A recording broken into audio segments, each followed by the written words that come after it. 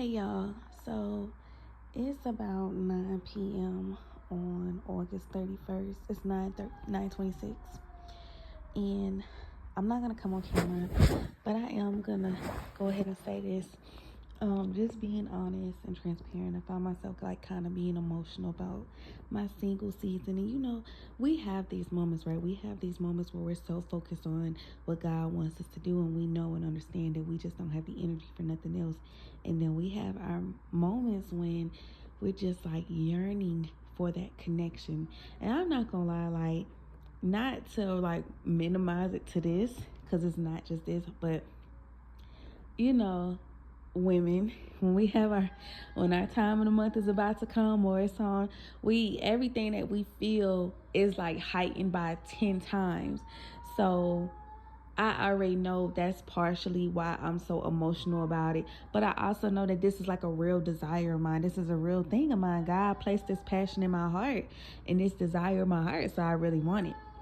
And what it just dropped on me was, a lot of time God don't give us those relationships when we want them, not even on the tip of we not ready, but on the tip of it's going to overwhelm us. So I want y'all to just listen to my life, what's been going on. Today is August 31st. August 15th, I got to Denver, Colorado. August 16th, I moved into my new house. August 18th, my son started first grade. August 25th, I started school, but not only did I start school on that day, but God redirected my business. I told y'all before, back in July, that God wanted me to come here and purchase a multifamily unit and rent it out to low-income families. Yeah, but I didn't feel like I was qualified for something like that. So I got off track and I was trying to find small projects to do so I can kind of build my portfolio. And so on August 25th, that's when God sat me down and was like, I did not send you there for that. That's not what I wanted you to do. I don't want you to do no fix and flips. I don't want you. That's too small for what I'm trying to do with you. So August 25th is the day that I start really putting my business stuff into play, because now I'm back in alignment with what God wants. But August 25th is also the day that I start school.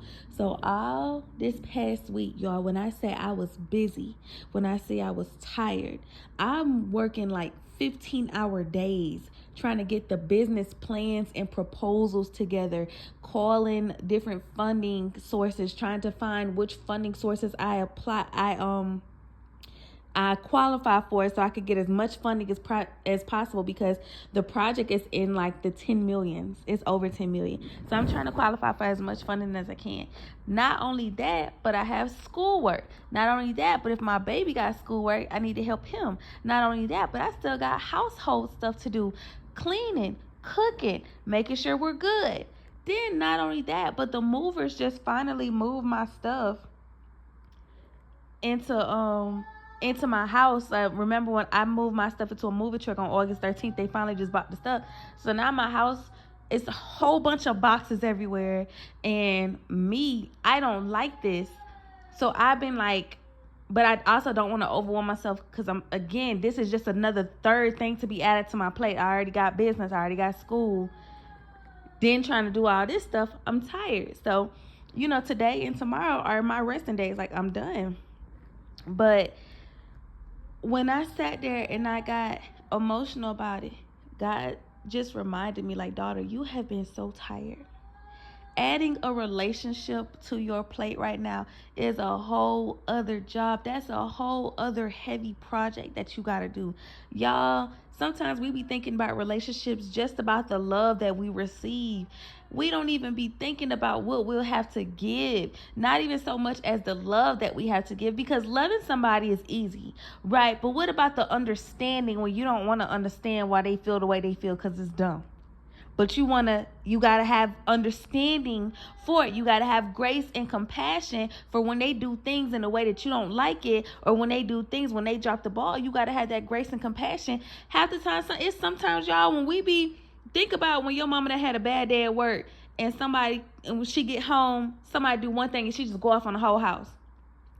Sometimes we don't have the capacity to add having to deal with somebody else's emotions or have the capacity for somebody else and whatever they bring. Because when you enter into a relationship of any kind, whether it's a friendship, a co-working relationship, a romantic relationship, you have to take on, you are opening yourself, you are exposing yourself to whatever they bring with them. And it's not to say that they bring in something bad, but guess what? If you dealing with somebody who worked real hard, now you got to also deal with the fact that they might not have time for you. They might talk about work a lot. It might be times where they just listen to you because they done talk so much at work. They don't want to talk when they get home. Or sometimes where they don't work so long, when they come home, they don't really want to do nothing but turn on the game and unwind. So they might not even really want to hear about your day because their day was so hectic and they need to just, debrief. And so God told me pretty much, and I had to thank him. I said, thank you for protecting me right now. I've never told God, thank you for protecting me in my single season for that reason.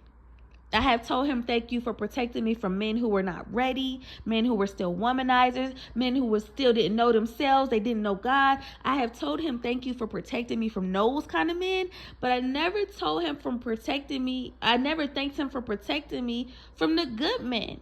Because guess what? When you have a good man or a good woman, you want to be good to them as well. So guess what? When you don't have the capacity, sometimes you still got to have the capacity because you want to be good for them. You want to be there for them. And I realized, like, in this moment, maybe I'm lonely and I just want to receive that love. I just want to be loved on. But what if God sent me that man and I'm so tired from business and from work and from dealing with my child and stuff that man want to talk to me for 2 hours when he get off and I just can't do it. Right? But I expect him to be able to do that for me. You know what I'm saying? So for y'all who are struggling when it comes to the single season, there are many seasons and there are many reasons why God have you single. Some of us still have to grow up. Some of us, like me, I know the things that I need to do or change. Sometimes I just don't be wanting to, y'all. I ain't gonna hold you. Like, me and my ex, we have talked about this a lot. And I've told him, there are moments where I want to be in a relationship and there are moments where I don't. And I said because there are moments where I want to be emotional. And there's no amount of times that he can console me that I would still not want to be emotional. Like, this was before I went to Jamaica. We was talking about something and he said something I didn't like and I got quiet. And I was like, well, dang, okay. And he was like, no, wait, what you talking about? Or what you think I'm talking about? And I'm like, no, it's fine. And he was like, no, I'm not trying to say that. I'm saying this. And I'm like, no, it's okay. It's okay. He was like, Aaliyah, I'm not saying that. Like, I'm not saying that. I'm not saying I don't want to see you. I'm not saying I don't want to spend time with you. I'm not saying that. And he said it like 3 times, but I was just in my feelings so bad, and I did not want to come out of my feelings. I did not want to say, okay, Leah, he has identified that he said something that hurt your feelings. He has come back and cleared it up. You no longer have a reason to feel the way that you feel. I wasn't trying to hear that. I was so emotional. I just wanted to sit in that for a minute. And I was going to come out of it at my own time. So I still have things that I need to work on too. And again, these are things that I already know I need to work on. I just don't want to. But guess what? Having that type of attitude where you don't want to work on nothing about yourself, it is best for you to stay single. Because guess what? Relationships require work. Relationships require you tackling those things in your, whether it's individually or collectively, you got to confront them things and resolve those things whether you want to or not for the sake of your relationship. To make sure you can have a healthy relationship, you got to do it. Even when you don't want to. So, hopefully whoever listens to this, like, y'all are able to honestly, please be accountable and aware of yourself. Be accountable and say, you know what? Maybe God is protecting me from somebody because I'm still not where I need to be the best person that I can be for that person. And I'm getting more emotional because y'all, like, relationships are hard. They are very hard. All relationships, not just romantic, all. But you got to think about it. When you are in a relationship with somebody romantically and it's a person that God has designed you to be with, that's probably one of the hardest relationships you're going to have, because it's next to the very most hardest relationship you will ever have.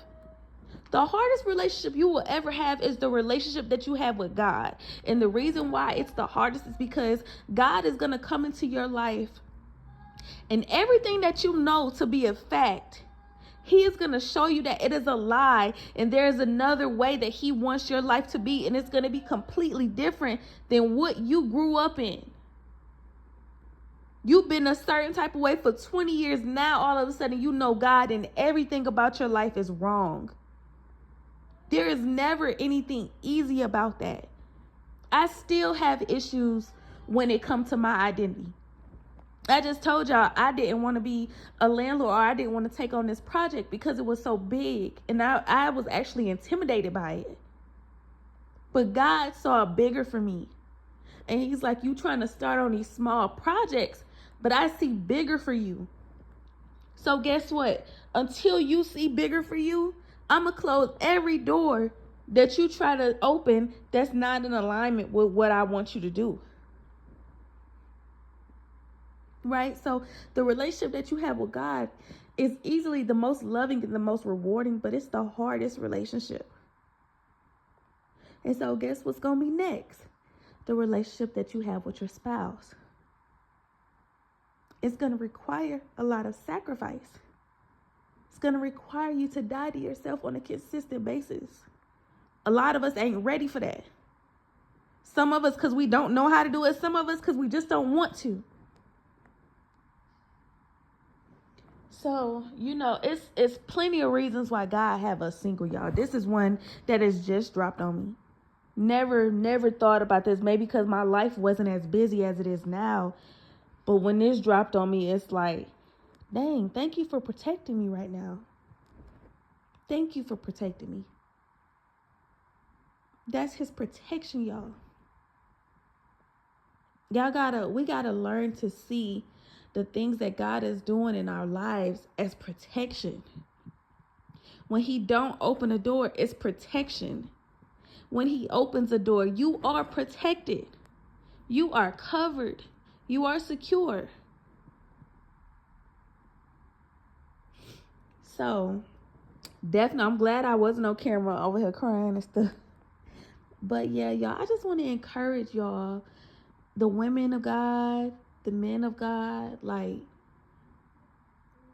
a lot of people water marriage down, and then a lot of people, they don't want to hear about kingdom spouse and God ordained spouse, and they don't, because everybody is tired of the journey. But y'all, sometimes God is protecting us. I'm ready to go to bed. It's 9:30 something right now. I'm ready to go to bed. It's some days where I be getting in my bed at 7 o'clock. I ain't got no energy to talk to my man about his workday. And if I'm married, handle my duties as a wife. I don't be having the energy for none of that. In a relationship right now, as bad as I want one, it will probably do me more harm than good. And it'll probably do him more harm than good.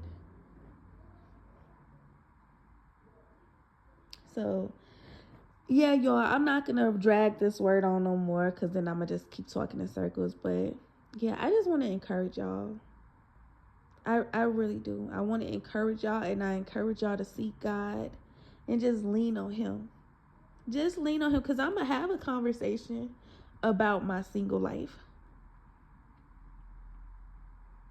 I'm going to have, God knows how much I want to give my son a sibling or how much I want to give him a man in the house with him who cares about him, who cares about his well-being, who looks after him. God knows, if I don't want a husband for nothing else, I want it for my son, because my son deserves a father. And guess what? Sometimes the father that creates them is not the father that's meant to be in their life. Sometimes they done did their job. Mine, he did his job. That's it. And I'm healed from it, because for a long time I used to cry at the fact that he had other kids and he was willing to be in his other kids' lives and didn't want to be in my son's life just because I didn't want to be with him. That was the only reason. It was just like, yeah, I want the baby if I can have you too. If I can't have you, then I don't want the baby. That's what that was. And it took me a really long time to heal from that. And now, like, I'm at a point, and I don't feel bad about it. I don't feel bad about wanting to marry and give my son a father. His father did his part. Now it's time for my son to experience what a real man led by God looks like. Comes with love and discipline and respect and all the other things that God shows us. Y'all, let me go, because I'm going to just keep talking. Anyways, y'all, I love y'all. And I pray health over y'all. Not just physical health. I'm talking about emotional and mental health, y'all. And I want y'all to be encouraged. And I want y'all to be encouraged to love on each other, because guess what? All of us are going through stuff. It might not be something as simple as this. Somebody might want healing in their family. They want to be closer to their parent or their sibling. Somebody might be disconnected from a friend. Somebody might be living in a town where nobody looks like them and nobody likes them. Let's build community and be there to support each other. That's what God have us here for, to support each other. Why are y'all so mean? Y'all, I'm finna cry. Let me go. I told y'all I'm hormonal today. But y'all, let me go. I love y'all. Y'all have a good night. See y'all on my next word. Alright, y'all, I'm back.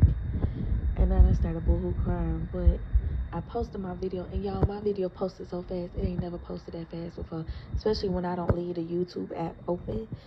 I closed the app, and when I went back, it was posted.